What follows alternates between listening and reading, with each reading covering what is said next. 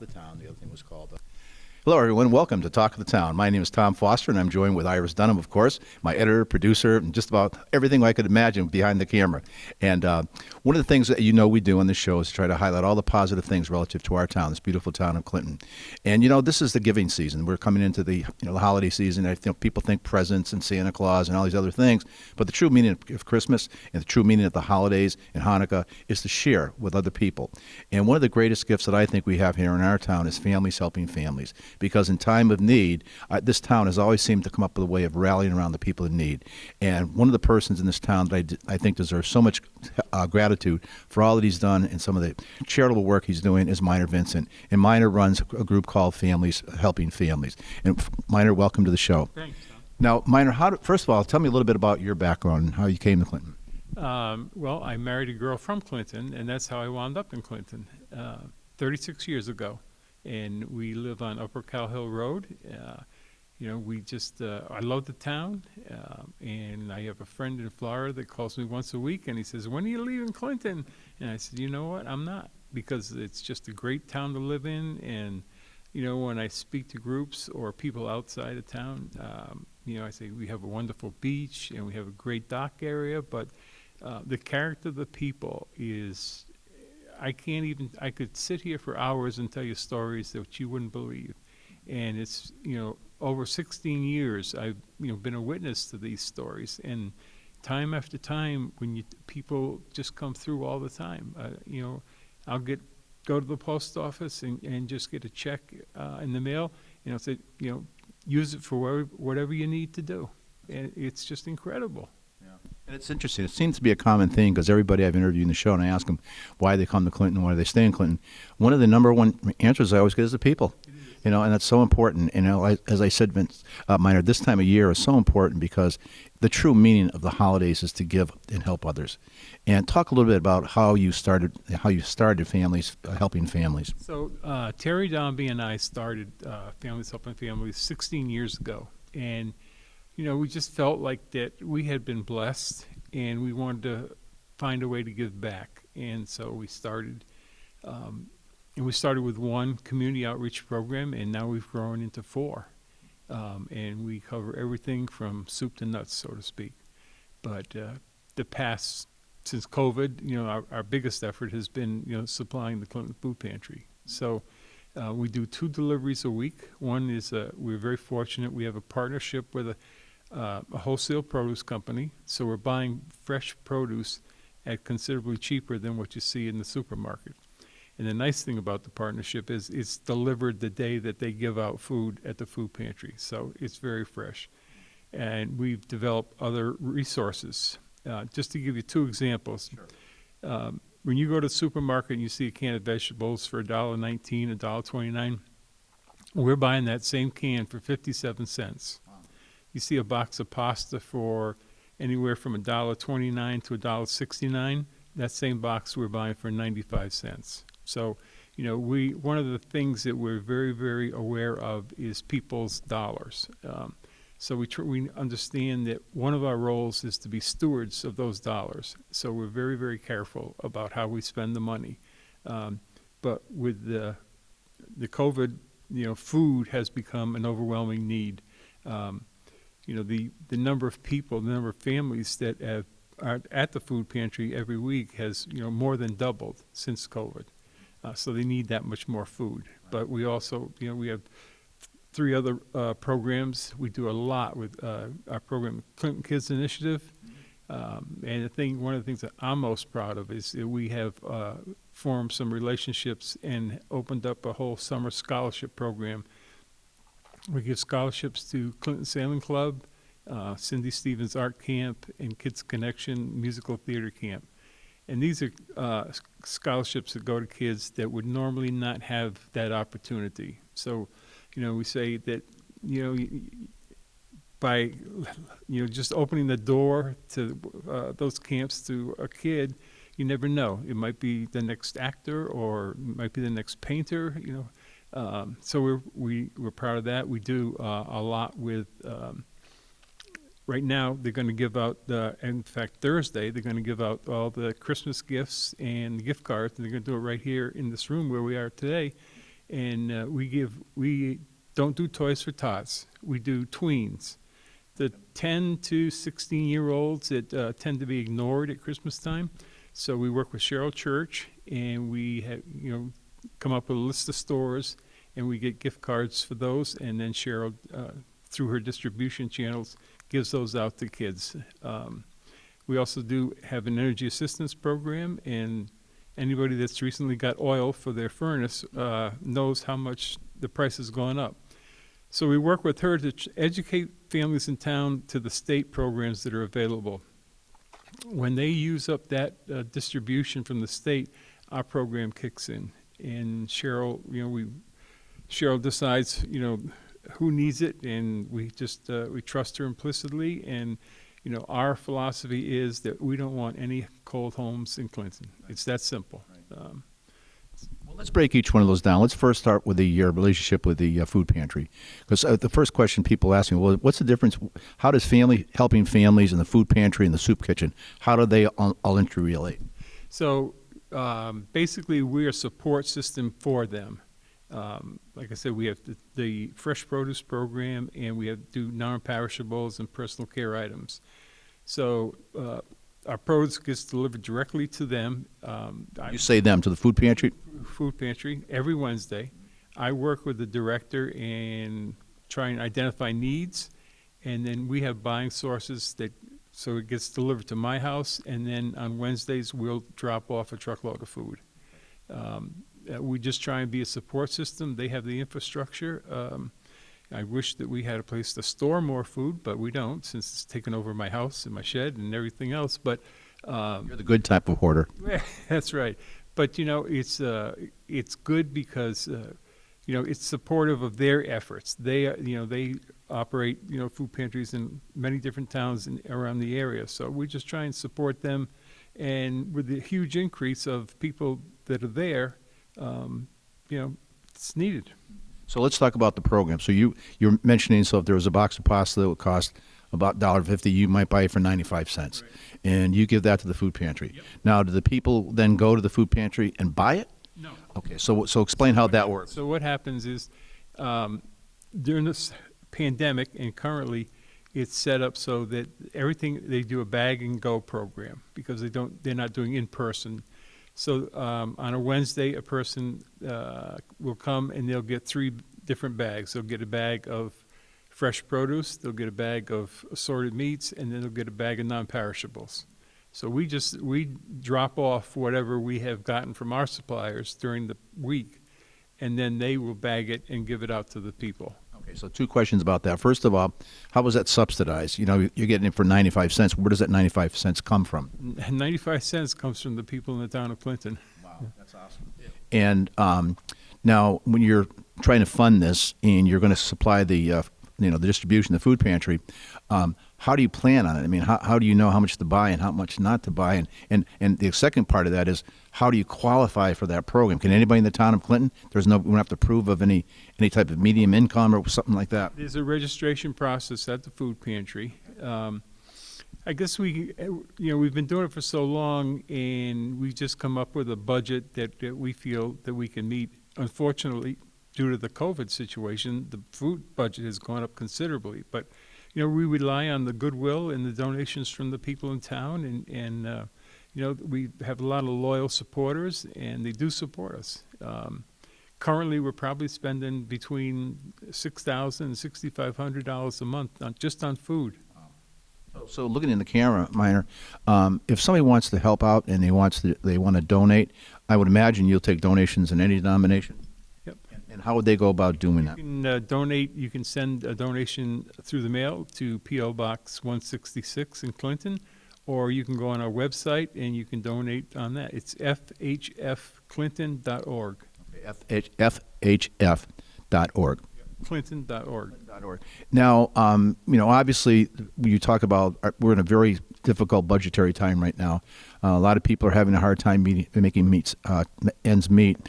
So I guess my question is, what happens if you have this need? You sort of judge how much you're going to need to supply these people who have filled out the registration forms, and all of a sudden the donations don't come in. then what happens? Do you have a surplus that you build up? Are you investing it? And how do you keep up with the demand, especially considering these hard times? Well, we've never had that problem.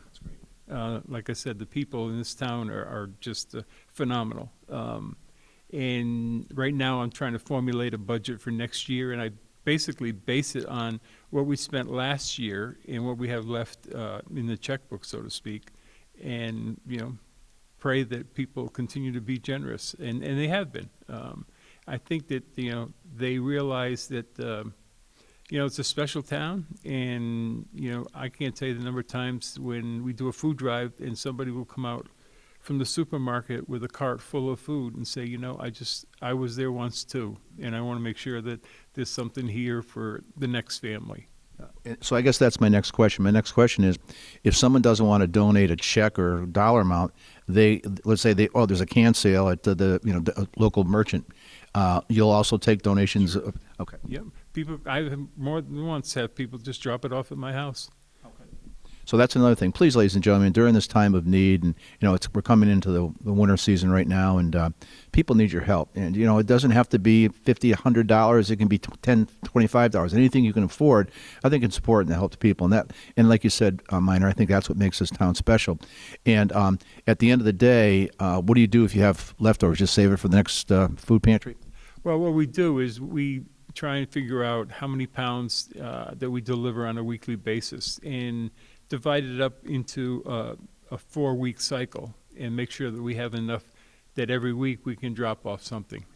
And then the other thing we do is we do a backpack program every week. So we developed a program with some people at Joel School, and we have like 12 to 14 items. So we pack those up, and we drop those off on a Thursday, and then on Friday morning, some families that might have food insecurity over the weekend, the Joel School personnel will go around and drop those bags in the kids' backpacks, because we don't want people to not have food. Absolutely. Now the other thing is, going back to my initial question, so you've got families helping families, or donations are coming in, you're buying the produce, you're giving it to the food pantry, people then go and pick up what they need. Now, how does that then correlate to the soup kitchen? How does that fit into the whole picture? Well, the Shoreline Soup Kitchens and Food Pantries is the same organization. The soup kitchen is a little bit different because in Clinton, on the same day that they give out food, they also have a meal site. So you can go to the meal site and get a hot meal, and you can also go to the food pantry and get the food for that particular week. So it's an ideal situation because there's always extra, and what happens is different churches rotate taking turns at the meal site, and they'll prepare a meal, and there's always enough left over so that some of the families can take home enough food for the next day. So both operations are in operation on the same Wednesday. Okay, now let's talk about your kids program. That's rather fascinating to me. Tell me a little bit more about the kids program and how that works, and where the scholarship money comes from, and so on and so forth. Again, the scholarship money comes from donations. We try and figure out how many that we can give out, and then we leave it in the hands of Cindy Stevens and Laura Antonasio from the Kids Connection, and they have enough funds last year we gave out 12 summer camp scholarships from Cindy Stevens and 12 from Kids Connection, the musical theater, and we gave out 2 to the sailing club. That's great. Now, how do these children qualify for that? Well, we don't want to be in the judgment business. We're in the providing business, so we leave that up to Cindy and Laura and the sailing club. We just say, we have these funds available, and we want you to make sure that, that a deserving kid who might not be able to attend a regular summer session could. So with these funds, they can, and so we leave that to them to decide who can show up. And what's the denomination of the scholarships you give out? Does it depend on the program? It's a whole week scholarship. So they get to go to the camp, that's awesome, for a whole week. Great. And it's a learning experience, as well as, I know I interviewed the sailing club, and it was rather fascinating to see how they're teaching these young kids how to sail. And the Kids Connection, which I hope to do in an upcoming show and to get more into the Kids Connection, I think that's phenomenal as well. it's amazing. You know, we just saw Mary Poppins here at Town Hall a couple of weeks ago, and it was the whole enrollment of the Kids Connection from, you know, the 3-year-olds up to the 16-year-olds, and they just did it's a phenomenal production. So, you know, it's a learning experience, and the hope is that, you know, if you capture them at a young age, then they'll follow through on the program. But they do a great job. We work with them during the summer. We started 3 years ago, and they formed a group called the Groove Crew, and we do 3 free summer concerts right out in behind the Kids Connection. So we formed a good relationship with them. Now, you've been doing this for 16 years, and I imagine that it must give you a real sense of gratification when you see, you know, some of these kids. Well, this kid, when he was a young age, he was in Kids Connection, and now he's on Broadway. I mean, people come back to you, and, you know, and you see these kids grow, and, you know, 16 years later, look where they are. And we've seen, so when we first started with the Groove Crew, it was amazing. You could see that kids were a little bit timid about getting up and singing in front of a strange audience on, you know, on a Sunday afternoon. But by the 3rd year, you could tell that, you know, they were a lot more comfortable and a lot more demonstrative in their songs, and it's very gratifying. And it also gives, you know, it builds a character in those kids to be able to just, you know, say, I'm just going to go out there and do it. That's great. Yeah. And when they're performing, there's got to be a little glisten in their eye about, man, I didn't want to do this, but now it's pretty cool, right? And last 2 years ago, there was one boy, and I think he was only 5 or 6, and now he's, you know, a couple of years older, and he was right in the front row singing away, and he was also in had a predominant role in Mary Poppins. So it builds confidence in those kids from that small group into the larger group when they do plays. And I think that's good because it trains their character as well. And when you're part of something, it's a growing experience for you, and it gives you confidence not only in the play but also in life, because there's so many different twists and turns that you experience during life, and have that foundation and that confidence in yourself and the people around you. That again is got to be so gratifying, not only to the kids but also to the parents. Yeah, well, you know, that's why I think, you know, I can't wait till you interview Laura, because that whole organization is about building character in young kids and providing them an outlet that, you know, is not available in a lot of towns. And, you know, it's a positive place to be. It's a safe place to be. And I think in these times, that's pretty important. Wow. So we've covered your kids. We've covered the food pantry. And now we talk about the energy assistance. How does that program work, and how do you qualify? So Energy Assistance works through Cheryl Church at Clinton Social Services. And what we've tried to do in the past couple of years is educate people in town that there are state programs available. You know, it's some of us tend to be, you know, hardy New Englanders, and we're going to stick it out, and, you know, but, you know, the programs are available. So we've tried to really educate people to sign up and register for these state programs. And how it works is depending on income level, you get an allocation from the state. When that allocation is gone, there's an emergency allocation that you can perhaps qualify for. Once that is used up, our program kicks in. So we have a relationship with an oil company. Cheryl has carte blanche to, you know, make sure that nobody has a cold home. And then we pay the bill. So you do all the research in terms of these programs with the state, but Basically does. right. But I mean, somebody's vetting the whole program. Yes. And then, in order to qualify that, there are certain income levels that you have to meet. And then you said then you go to, if that runs out, then you have your emergency fund, and then the family helping families kicks in. And again, that's coming from the residents in town. Yeah, exactly. And how do you decide? So I you know what, I really want to help, and I want to donate $100. I want to donate $200. Do I get to pick which program it funds? Yeah, you can.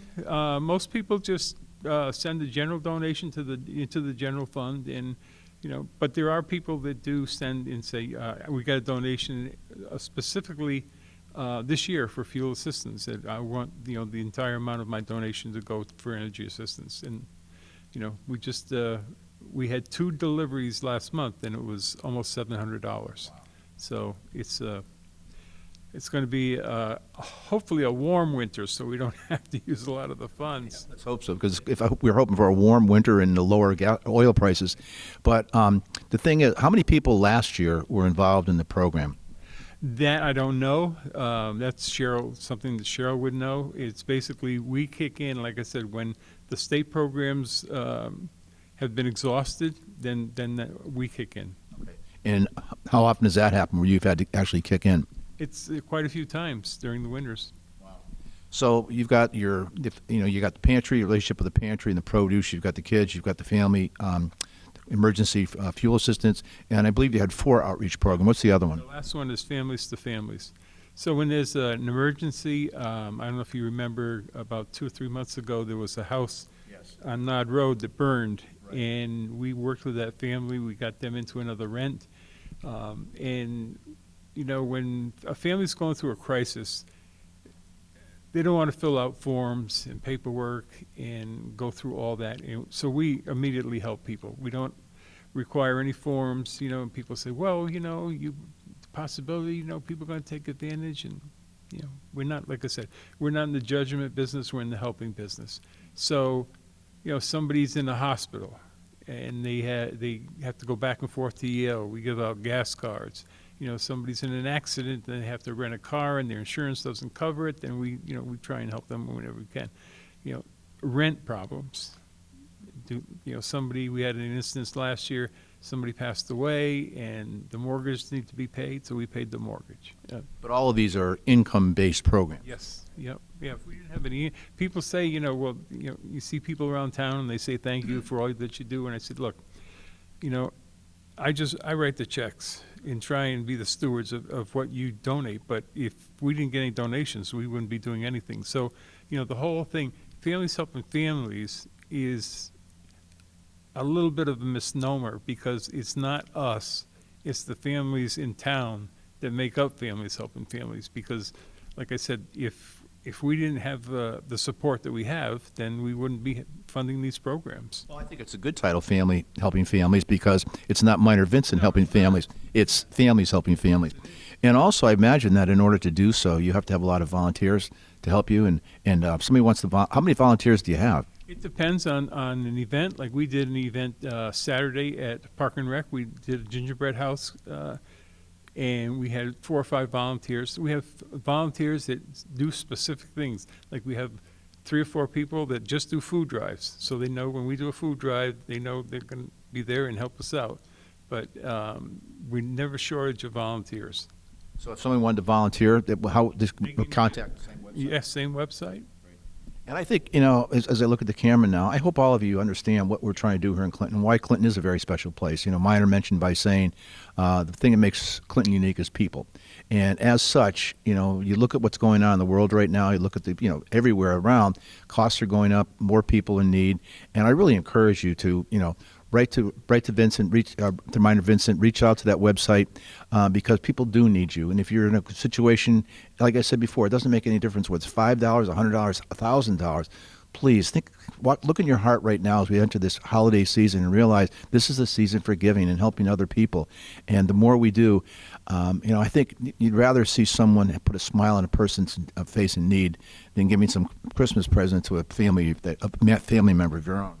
Well, I think that if you stop down on Thursday and you see all the Toys for Tots and you see all the gift cards for the tweens, you'll understand that how the people in this town react, because this room will be totally filled with gifts. And it's like I said, I can't emphasize enough the testimony of the people in this town. The character is unbelievable. Well, look at that camera, Minor, and tell them as we leave this program what this means to you, having developed this 16 years ago, the gratification you've received. What would you like the townspeople to know about the families, helping families? Well, I think I'd like to just say thank you. It's hard to, first of all, anybody that makes a donation, I write a thank you letter to. But, it's hard to thank everybody that does the food drives, that helps with our various events. And, I just want you to know that we don't take any person for granted. We are so appreciative of all the support you've given us over these past 16 years. Families Helping Families is your organization, and I thank you for just letting me be the caretaker of it. You're definitely a good steward. You've done a great job over the last 16 years, and if the town hasn't said it, thank you so much for all that you do. I know it's families, helping families, not mine or Vincent helping families, but without your stewardship, who knows where this program would have gone. And you're so well liked in town. And again, on behalf of the town of Clinton, thank you very much. And I appreciate you doing this interview. And let's hope that this spurs more people to come out and give donations and volunteer, because that's what families are all about, and that's what Clinton's all about. So, Minor, I want to wish you a very happy holiday season. Thank you. To all of you watching the show, happy holidays. We hope that you understand what this town of Clinton needs and why it's because of you that this makes Clinton a great place to live. I want to thank Iris Dunham. Iris is actually leaving for Florida in 2 days, so she's going to be excited right now. Of course, by the time this is aired, she'll already be back and have a nice tan. But I want to thank Iris for all that she's done, and this, without her dedication and purpose, none of this would be able to happen. So I want We need to tell people that we need to find a replacement for Iris. That's right. Anybody who's interested, Iris is graduating, and I'd hate to have this show end, because Clinton will continue to have hidden gems that I want to make sure that everybody knows about. And without help from people like Iris, then my program ends, and that would be a very sad thing, because I really enjoy doing this and help people understand what Clinton is all about. So thank you very much, everyone. Thank you so much, Minor. Thank you, Iris. And again, I wish you all a very happy holiday and a blessed new year. Thank you, everyone, and we'll see you again in another upcoming show.